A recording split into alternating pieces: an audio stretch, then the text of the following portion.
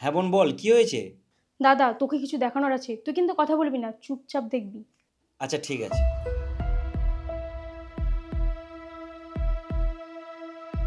কি করছিস এখানে? বাড়ির সব কাজ হয়ে গেছে? না, এখনো কিছু কাজ বাকি আছে, আমি করে দিচ্ছি। বাকি আছে মানে? বাড়ির কাজ করবি না? বসে বসে খালি খাবি? বাড়ি থেকে বের করে দিলে ভালো হবে তো? না, আমি করে নিচ্ছি, আসলে স্কুলে পড়া ছিল। কি? স্কুলের পড়া? তোকে বলেছি না যে স্কুল পড়াশোনা আর করতে হবে না? যা বাড়ির কাজগুলো কি কর। আচ্ছা আচ্ছা, আমি করে দিচ্ছি। আর হ্যাঁ শোন, তোর দাদা যদি জানতে পারে যে আমি বাড়িতে কার সাথে এসেছি, তাহলে কিন্তু তোকে শেষ করে দেবো, বলে দিলাম। যা বাড়ির কাজগুলো কি কর। ঠিক আছে। চলো শোনা।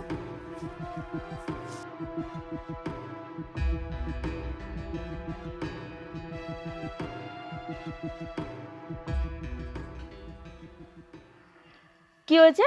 কাকে চাই? রিয়া আছে? রিয়ার সাথে তোমার কি দরকার? না, আসলে আমরা স্কুল ফ্রেন্ড তো, ও অনেকদিন স্কুলে আসেনি, তাই একটু খোঁজ নিতে এলাম। ও স্কুলে যায়নি বলে তোমাকে বাড়িতে খোঁজ নিতে আসতে হবে? যাও, বেরিয়ে যাও এখান থেকে। আর তাছাড়া ও স্কুলে যাবে না, ওর অত সময় নেই, ওর বাড়িতে অনেক কাজ। ঠিক আছে, ওকে রান্না করতে হবে, ওকে বাসন মাজতে হবে, ওকে জল তুলতে হবে, ঝাড় দিতে হবে, সব কাজ ওকে করতে হবে। তারপর যদি ও সময় পায় তবে স্কুলে যাবে, তার আগে না। আর তোমাকে বাড়িতে খোঁজ নিতে আসতে হবে না। তোর গায়ে এত দাগ কেন? দেখে মনে হচ্ছে কেউ তোকে মেরেছে। কালকে তোর হাতে দাগ দেখলাম, আজকে আবার মুখে দাগ। কি ব্যাপার বলতো? কোনো সমস্যা হচ্ছে না তো? আরে ধুর, ওসব কিছু না, পড়ে গিয়েছিলাম। সত্যি বলছিস তো? হ্যাঁ রে, তোকে মিথ্যে বলে আমার কি লাভ? কি হলো? দাঁড়িয়ে দাঁড়িয়ে কি ভাবছো? না, কিছু না।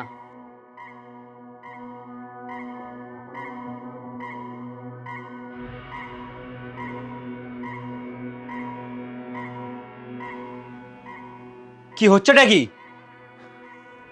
এ কি পবিত্র, তোমার তো এক সপ্তাহ পরে আসার কথা ছিল। এক সপ্তাহ পরে এলে তোমার এই নোংরামোটা আমি জানতে পারতাম না। তোমার লজ্জা করে না? তুমি যে গাছের ফল খেয়ে বেঁচে আছো সেই গাছটাকেই কাটতে বসেছো। এই যে মিস্টার, এখান থেকে এক্ষুনি বেরিয়ে যাও, নাহলে পুলিশ ডাকতে বাধ্য হব।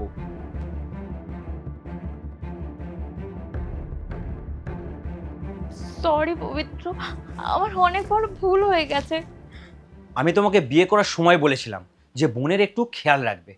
ছোটবেলায় আমরা বাবা মাকে হারিয়েছি, তারপর অনেক কষ্ট করে ওকে কোলে পিঠে করে মানুষ করেছি।